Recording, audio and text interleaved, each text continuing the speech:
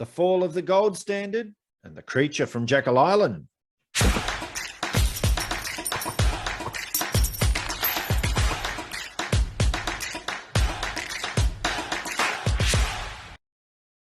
So the fall of the gold standard. Let's cut to a short and awesome little clip from Mises Media where they explain the fall of the gold standard and the creature from Jekyll Island. The fall of the gold standard. At the start of the Federal Reserve, very little changed for average Americans. Over time, an ounce of gold had become valued at around $20, which itself was still worth an ounce of silver. The eruption of World War I changed the world forever. As we have seen, governments have viewed the printing of money as a convenient means to raise government revenue, particularly in times of war. The incredible costs of World War I quickly forced European central banks to end currency exchanges to gold. As a result, after the war, European currencies found themselves being valued far less than they were previously. The British pound, for example, was traditionally defined at a weight that made it equal to $4.86. After the war, it was now valued at $3.50. The proper solution to this issue would have been to readjust the pound's peg to gold at this new post-war level. Instead, the British government tried to force the pound to its pre-war strength, which would have required a massive reduction of the money supply. Given that prices, including salaries, had now adjusted to the current pound, this disruption was highly disruptive. In response, agents of major central banks gathered in Bretton Woods, New Hampshire, and adopted a new gold exchange standard. This Bretton Woods system worked as follows. The U.S. remained on the classical gold standard, redeeming dollars in gold. British pounds and other currencies were not payable in gold coins, but only in large-sized bars, suitable only for international transactions. This prevented the ordinary citizens from using gold in their daily life, and empowered governments to accept a wider degree of paper and bank inflation, which they did.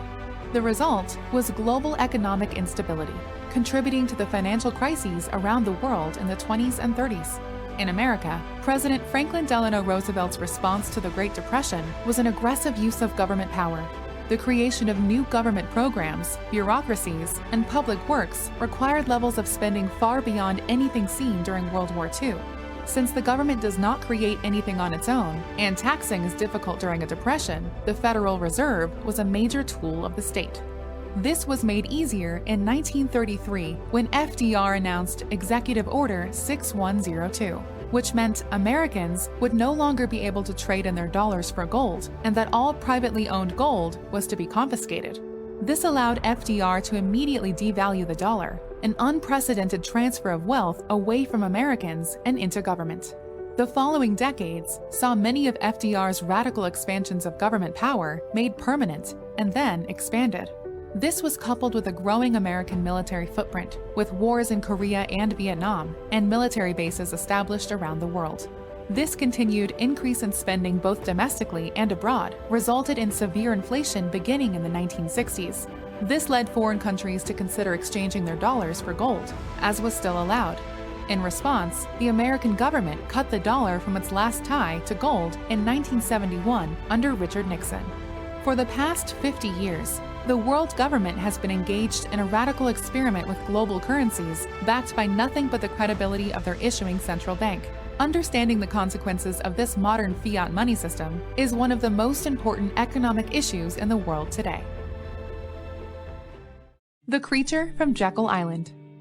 The battle over a central bank is an issue that goes back to the beginning of America.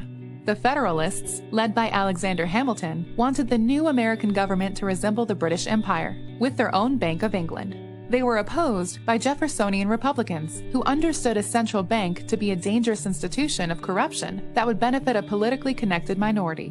Both sides saw their share of victories and defeats, leading to the establishment of the first Bank of the United States under Washington, ended by Jeffersonians in 1811. A second Bank of the United States was created in 1815 and then ended by Andrew Jackson in 1836. Older than any American central bank, however, was the dollar, which began as a Spanish silver coin widely used in the colonies. During the Revolutionary War, America tried its hand at paper currency, not backed by gold or silver. The result was the Continental Congress acquiring resources and military service from Americans in exchange for an unstable currency that collapsed in value. The result was, in 1792, the establishment of a national currency based in gold and silver. The new U.S. Mint would mold coins in a patriotic design, but the weight of silver remained the same as the Spanish dollar. With currencies around the world all backed by gold and silver, global trade benefited from what is called the classical gold standard. This international gold standard provided an automatic market mechanism for checking the inflationary potential of government. If a country, like Mexico, inflated their paper pesos, the inevitable result would be gold leaving the country when foreign banks redeemed their Mexican paper money for the proper amount of gold and silver.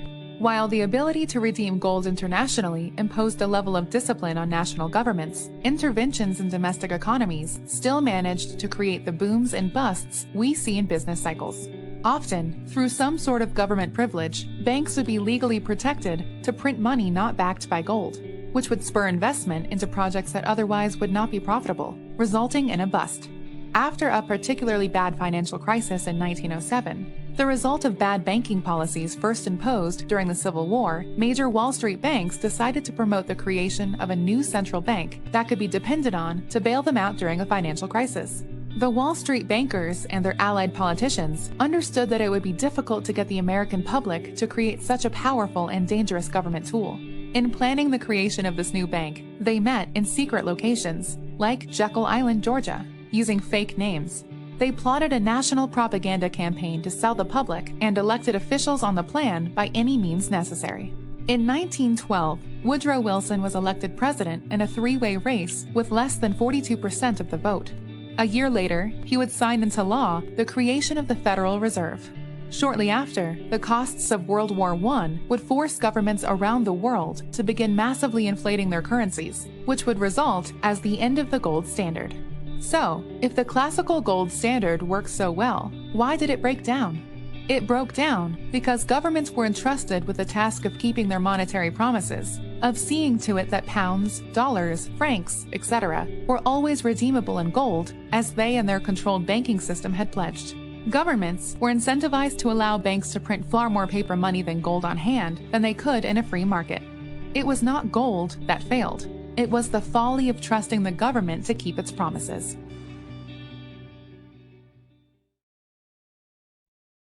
So I hope you really enjoyed that little clip, and I'll put a link in the description below to the Mises Media YouTube channel, which I highly recommend you guys subscribe to so that you can learn more about Austrian economics and listen to some of the best economists in the world.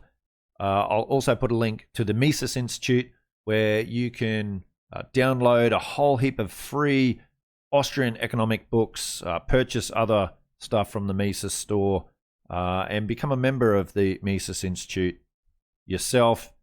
And I'll also put a link in the description to this video. If you haven't yet watched it, I shared 3 little videos, very similar videos to what you just watched, about the origins of money, the mystery of banking, and money in the state. So if you haven't watched it, check it out. I'll put a link in the description, and you'll have a link to this at the end of the video as well. And for those that want to learn more about the Federal Reserve or central banking system and the history of it, I remember back in 2001, 2002, listening to Robert Kiyosaki come out to Australia and talk about his this guy, G. Edward Griffin, and the creature from Jekyll Island. He kept talking about it over and over and over again. And I went to every bookstore in my city and other cities, couldn't find it. And at that point, yeah, I'd go on to, I think eBay might have existed at that point. I don't think I had access to Amazon at that point. But anyway, I got my hands on it, and I've got to say it was one of the best books that I've read. Yeah, if you haven't read it, go buy it. That's all I'll say. Go buy it. It's like a mystery thriller type book. And yeah, very entertaining, but very educational. So I get asked quite a lot, both in the comments of the videos on this channel, but also outside, where is our monetary system going? Are we going back to a gold standard? Is silver going to be involved? What's going to be the system? Or a lot of people say, oh, they'll just confiscate gold like they did, in 1933, 34. And I did this video towards the end of 2021, CBDC warning, gold and silver ban, ? Where I talk about how the Australian government with the RBA are moving forward with a central bank digital currency and more regulation around crypto in general. And it's funny, some of my fellow libertarian friends who are well known here in Australia and in the Australian media cheered this. And I said to them, do you guys really understand what you're cheering for? And in this video also, I answer the question, gold and silver ban. Will gold and silver be banned? Will it be confiscated like 1933, 34? And the answer, I'll give you the answer, is no, I don't believe it will. The reasons why are in this video. So if you got that question, will they ban gold and silver? Will they confiscate gold and silver again? Watch this video. I'll put a link in the description below. In my opinion, the answer is no, and I'll give the reasons why it's a no in this video. And remember, the great Austrian economist Ludwig von Mises, I'd say he's about my third favorite economist of all time. The gold standard did not collapse. Governments abolished it in order to pave the way for inflation. So there we go, folks. I hope you enjoyed this video. If you did, will you please give us a big thumbs up and hit that like button? Really, really do appreciate it. Love to see your thoughts and opinions in the comments below. Take care, everyone, and I'll see you all again on another episode of Finance Uncut.